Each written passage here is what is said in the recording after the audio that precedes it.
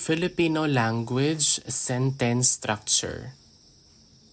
In Filipino, the sentence structure primarily follows a verb, subject, object, or VSO, or it can also be subject, verb, object, or SVO order. So here's a simple guide to help beginner learners understand the sentence structure. Once again, for the verb, subject, object structure or the VSO structure, the verb comes first, followed by the subject, and then the object. For the second pattern or format sentence structure, we have the subject verb object structure or the SVO structure. So the subject comes first, followed by the verb, and then the object. So this structure is also commonly used in the Filipino language. Let us have the following example sentences for the VSO structure or the verb subject object structure. Kumain si Maria ng prutas. Maria ate fruit. Kumain, that's past tense. Ate. Kain, that's the root word to eat. Prutas is a fruit. So, kumain si Maria ng prutas.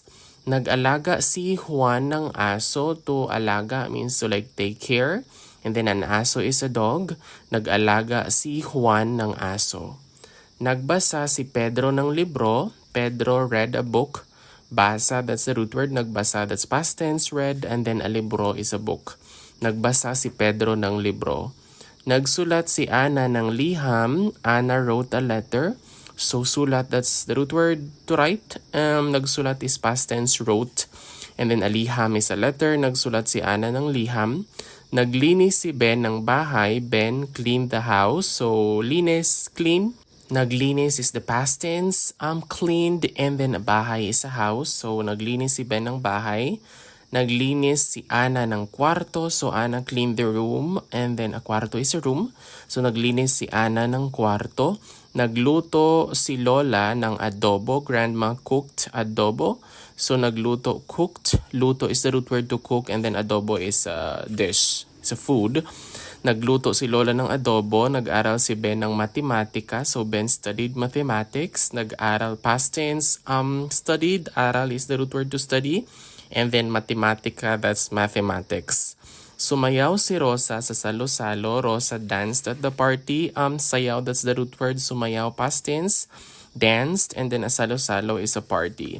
Naglaba si nanay ng damit. Mother washed clothes. Naglaba, that's washed. Laba is the root word to wash, and then clothes, that's damit. So, naglaba si nanay ng damit. Example sentences for the subject, verb, object structure. Si Maria ay kumain ng prutas. So, Maria ate fruit. Kumain like ate. Kain is the root word, and then prutas is a fruit. Si Juan ay nag-alaga ng aso. Juan took care of the dog.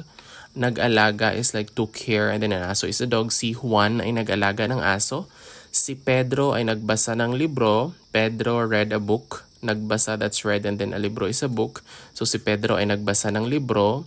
Si Ana ay nagsulat ng liham. Ana wrote a letter. So nagsulat, that's wrote, that's the past tense of write. Sulat is the root word, and then liham is a letter.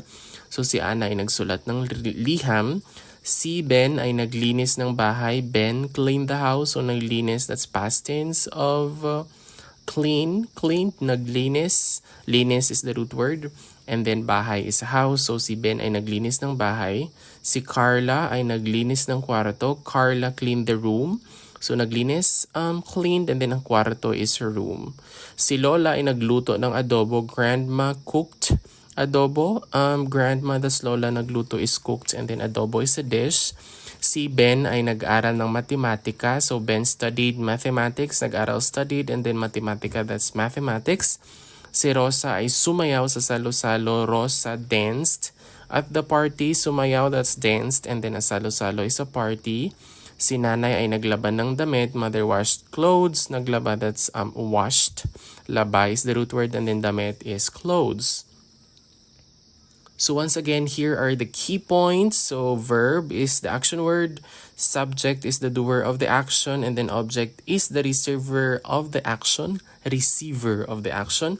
So the word nang is used to mark the object of the sentence, while I is a linking word that sometimes emphasizes the subject. So let us remember that in Filipino, both VSO and SVO structures are grammatically correct, and the choice often depends on emphasis or style. So learners are encouraged to practice creating sentences using these patterns to gain confidence in sentence construction. Maraming salamat for watching this video. I do hope you learned something new, and see you in the next one. Bye!